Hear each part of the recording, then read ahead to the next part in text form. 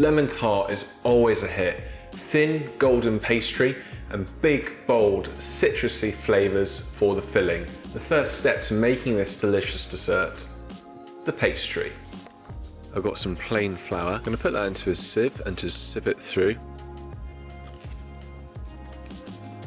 Next, I've got some chilled butter. The best way that I found doing this was weighing out my butter beforehand, cutting it in small cubes, then putting it back in the fridge so it can be nice and cold. I use a knife to break down all of the butter within the flour. The key to really good pastry is to handle it as least as possible, and using this knife to break it all up in the flour is a really good way to incorporate the two. I've just rinsed my wrists under some very cold water to keep my hands as cool as possible. I'm going to be really light fingered here, get my fingertips in there, lift up the butter and flour to incorporate a bit of air. Once you've got to that stage, you can add in some caster sugar. Again, I'm going to use my knife to mix the two together so I'm handling the pastry as least as possible. Also, I'm going to add in some water and 1 egg. This is quite a wet dough and it's going to come together pretty easily. I'm going to gently form this into a ball and loosely pat it down so it resembles a nice square shape. I'm going to put this into the fridge so it can cool down slightly.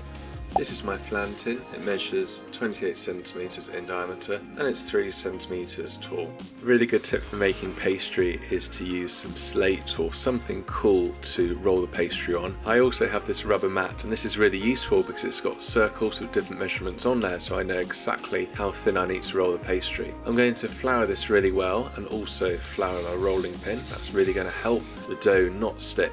I'm making this pastry in quite a warm kitchen today, which isn't helping, but the pastry has just come out of the fridge. I'm going to flour that on top. Now I'm just going to use my rolling pin just to flatten this out. I'm just trying to compress the pastry slightly, and I'm going to start to roll it into a circle.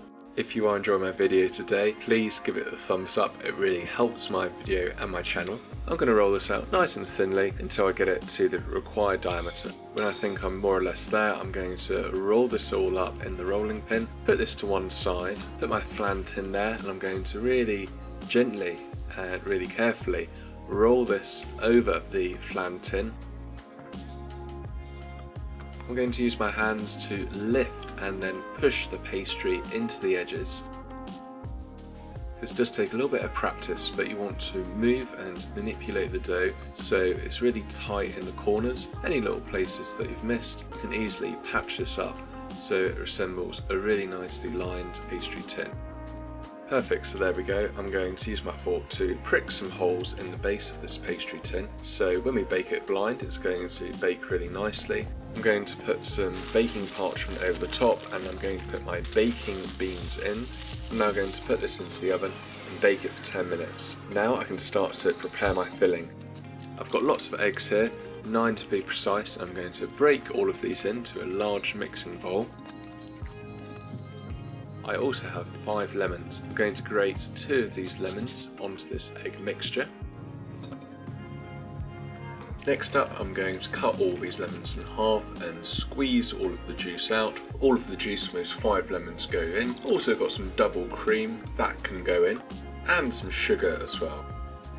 I'm going to use my whisk. I'm going to incorporate all of this together, mix all of this up really well. Now this pastry case is baked for 10 minutes, then I've taken off the parchment paper and the baking beans and cooked it and baked it for another 5 minutes. Now at this stage I take it out of the oven and I use a sharp knife to cut the excess pastry around the tin off. You can do this beforehand. I found doing it this way works a lot better than doing it before it goes into the oven. I'm going to pour this lemony egg mixture into a jug here with a spout so it's going to pour really easily. And I'm going to pour this into my pre-baked pastry case. Really carefully now I'm going to slide this into my oven. Middle shelf, close the door gently. This is a really beautiful classic lemon tart. You can see the lemon has got a wonderful texture, and you've got this golden pastry case which is nice and thin.